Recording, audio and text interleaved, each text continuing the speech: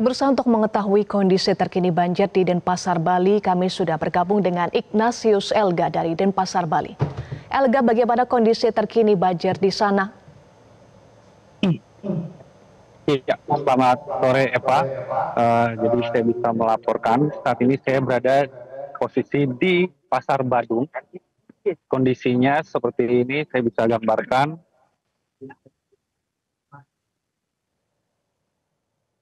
Oke, jadi ini kondisi di Pasar Badung.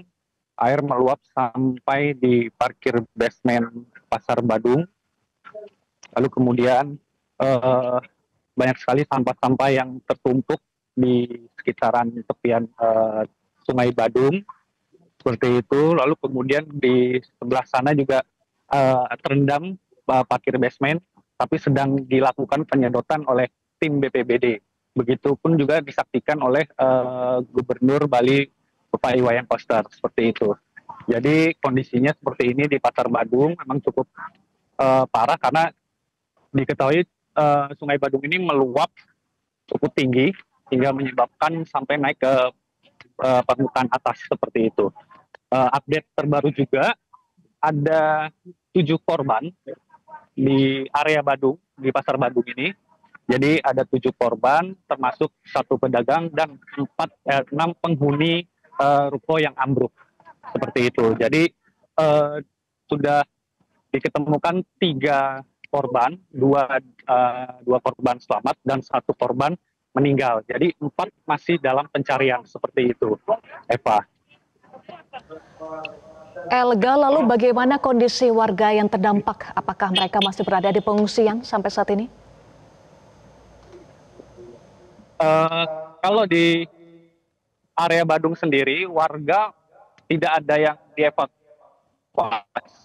di pengungsian, tapi tim BPBD sudah mempersiapkan posko pengungsian seperti itu. Jadi warga-warga yang ada di area balik ke tempat rukonya, tokonya untuk membersihkan sisa-sisa dari sisa banjir seperti itu.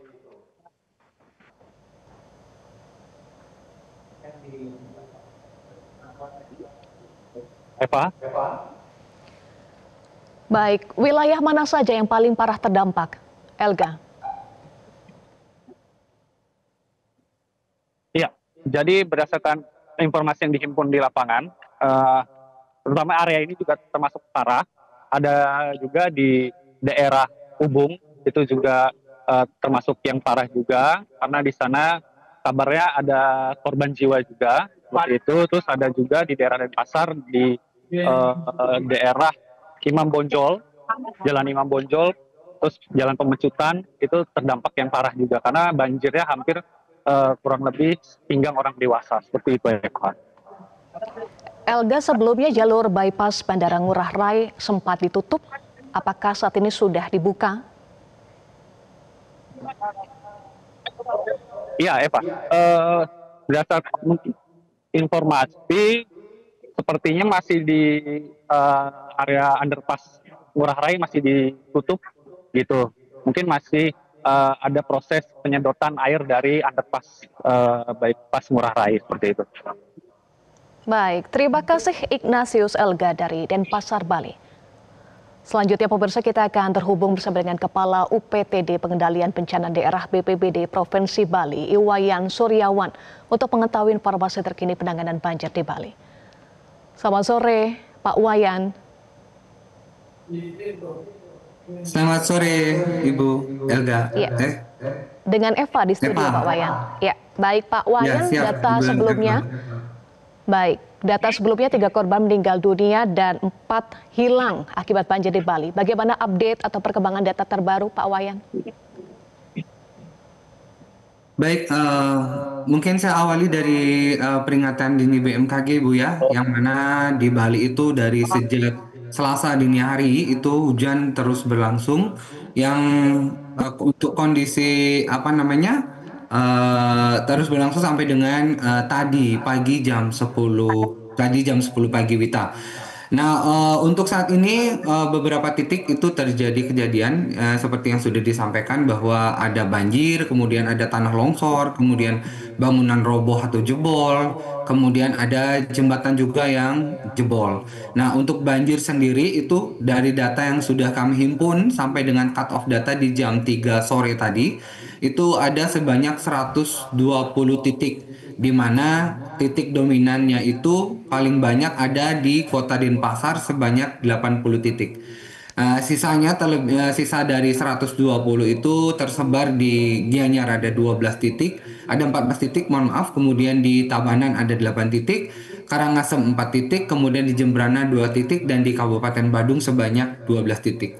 Nah, kemudian untuk longsornya sendiri itu ada 18 titik, tersebar di Gianyar sebanyak 5 titik, kemudian Karangasem 12 titik, Badung 1 titik. Nah, untuk bangunan roboh itu tercatat di laporan kami itu sebanyak 16 titik, penyebarannya ada di Gianyar 2 titik, Badung 2 titik, Karangasem 11 titik, Kota Denpasar 1 titik. Nah, untuk jembatan jebol itu ada sejumlah 3 titik dengan persebaran 1 titik di Gianyar, 2 titik di Karangasem. Kemudian ada juga kejadian pohon tumbang. Di sini yang terjadi di 9 titik dengan sebaran 2 di Kabupaten Gianyar, 2 di Kabupaten Badung, dan 5 di Kabupaten Karangasem.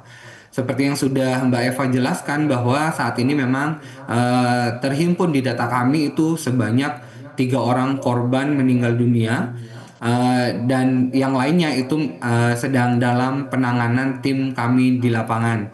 Jadi sampai saat ini kami masih ada penanganan lapangan, baik itu evakuasi korban, kemudian pencarian korban, pembersihan area yang sudah surut airnya, kemudian hal-hal lain yang terkait dengan kondisi penanganan bencana pada umumnya. Di lapangan juga kami bersinergi tidak hanya dari sisi BPBD Provinsi Kabupaten Kota, kami juga berkolaborasi dengan Tagana, kemudian ada Basarnas, PMI, Damkar, Kehutanan Lingkungan Hidup, Dinas PUPR, Dinas Kesehatan, dan instansi-instansi teknis lainnya. Kemudian dari kejadian ini, seperti Mbak Eva sampaikan juga bahwa ada kami membuka 1 titik pengungsian yaitu di SD 25 Pemecutan Kota Denpasar, eh, di yang mana ini juga masih dalam proses penanganan di lapangan. Mungkin demikian untuk informasi awalnya, Mbak Eva. Baik, 1 titik pengungsian sudah didirikan ya. Ada 120 titik banjir di Bali. Berapa total jumlah warga yang terdampak akibat banjir ini? Untuk jumlah korban wajah terdampak itu di sistem kami itu masih bergerak, jadi kami belum ada rilis sampai ke jumlah korbannya. Yang jelas dari sisi meninggalnya baru kami 1 3 karena mau korban ini mobilisasi, jadi ada tidak hanya tidak terlalu jauh mengungsinya, ada yang juga berpindahnya cuman di tetangga dan lain sebagainya, sehingga kembali lagi di kondisi sekarang itu sudah surut, jadi penduduk kebanyakan sudah kembali lagi ke tempat tinggal mereka. Baik. Bagaimana dengan distribusi bantuan sejauh ini, Pak Wayan? Distribusi bantuan juga sudah mulai dilakukan, jadi beberapa stakeholder lainnya seperti Dinas Sosial itu sudah mengkoordinir untuk yang distribusi bersama juga BPBD. Kemudian ada juga yang dari badan-badan usaha, itu juga sudah. Hal yang pertama tentu dilakukan adalah terkait dengan kebutuhan sandang pangan papan, kemudian ada dari sisi penanganan layanan medis, kemudian ada juga dari sisi kelengkapan sehari-hari. Baik. Pak Wayan, apakah ada data terkait dengan korban yang terluka akibat banjir ini?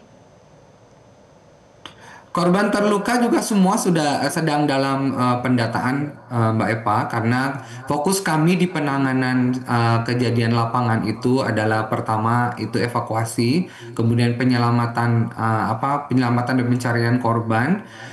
Untuk yang pendataan semua masih bergulir, jadi prosesnya sedang berlangsung. Baik, Pak Wayan, ada 120 titik banjir dan 18 titik longsor ya. Bagaimana dampak kerusakan di wilayah-wilayah tertentu? Baik, seperti yang sudah dilihat di layar, jadi memang itu dominannya kebanyakan ada di Pasar Badung ya. Jadi bangunan dan infrastruktur lainnya.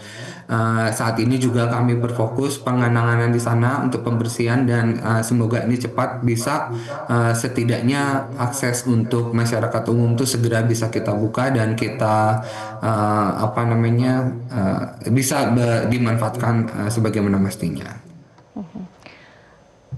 Baik, apakah ada himbauan khusus dari BPBD untuk wilayah-wilayah yang rawan saat ini?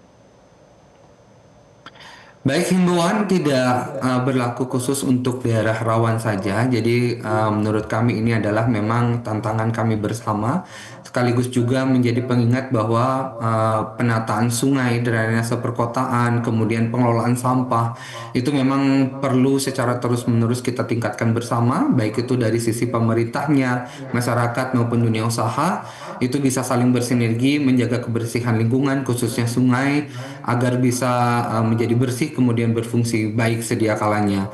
Kemudian ke depan itu kami juga akan terus mengkoordinasikan tentang perbaikan-perbaikan ini, misalnya mulai dari normalisasi aliran sungai, penataan ruang di bantaran sungai, sampai ke edukasi kepada masyarakat. Kami harap masyarakat ya kami di Bali khususnya itu tetap tenang, kemudian tetap waspada, namun juga perlu tetap siaga itu dan terhubung dengan kanal-kanal informasi resmi khususnya tentang informasi peringatan dini. Kami di BPBD bersama dengan BMKG itu juga terus melakukan update terkait dengan cuaca yang ada di Bali. Kemudian kami juga selalu menghimbau untuk mari bersama-sama untuk menjaga kebersihan lingkungan karena banjir itu bukan hanya tentang curah hujan, tapi bagaimana kita memperlakukan lingkungan dan alam kita. Baik, jadi banjir bukan hanya karena curah hujan di Bali ya Pak Wayan, tetapi juga karena drainase dan juga penataan ruang di bantaran sungai yang masih menjadi masalah sampai saat ini Pak Wayan. Oke, betul. Baik, terima kasih Iwayan Suryawan, UPTD, Kepala UPTD Pengendalian Bencana Daerah BPBD Provinsi Bali sudah bergabung bersama kami di Metro hari ini.